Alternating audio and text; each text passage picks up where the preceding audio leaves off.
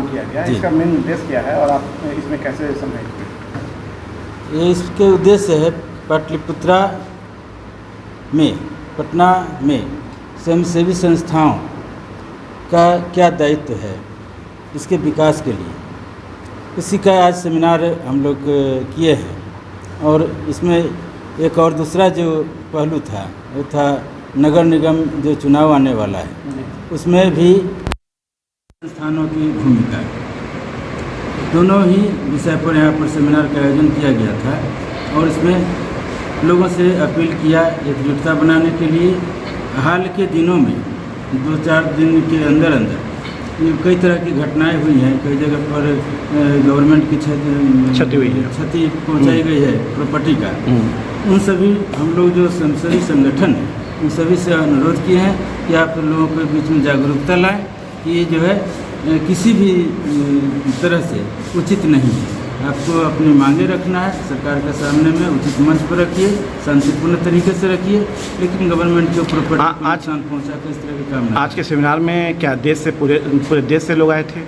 पूरे बिहार से लगभग 200 NGO के प्रतिनिधि आए थे। कितने लोग को सम्मानित किया गया? इसमें करीब 50 लोगों को सम्मानित किया गया। इसमें 5 लोगों को लाइफ टाइम अचीवमेंट अवार्ड दिया गया है समाज सेवा में उत्कृष्ट कार्य करने के लिए।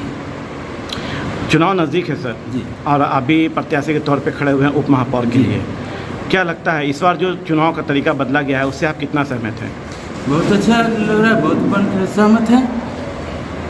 पहले जो तरीका था और इस बार जनता के हाथ में दे दिया गया है, तरीका सही नहीं था।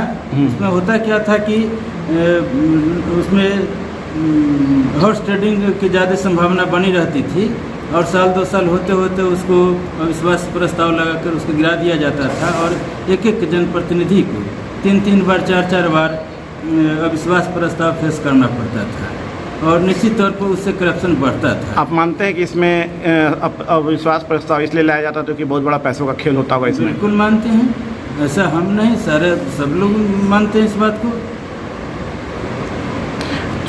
जनता के बीच जा रहे हैं आप जी, क्या रिस्पांस मिल रहा है जनता से? बहुत बढ़िया रिस्पांस मिल रहा है। पहले तो हम सेना में थे जी, सेना में हमको कारगिल युद्ध, श्रीलंका में शांति सेना में भाग लेने का और कई तरह के काम करने का मौका मिला, जिसके लिए सरकार द्वारा हमें कई तरह के से सम्मानित किया गया है। आने के बाद में करीब 17-18 वर्षों से बिहार के विभिन्न जिलों में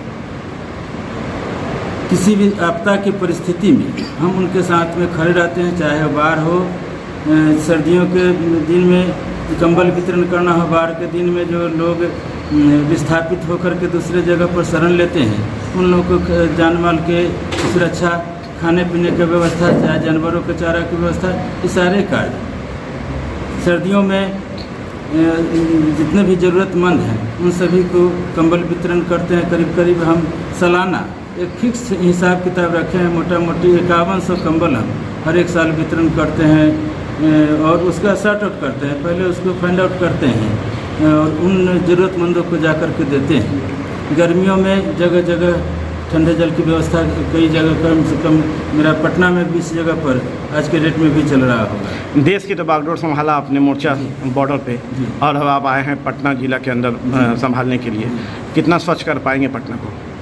प्रयास करेंगे, कोई एक दिन में तो कोई भी नहीं कुछ कर सकता है। हमारे पास में रणनीति है, हमारे पास में विजन है, हम उसको करेंगे।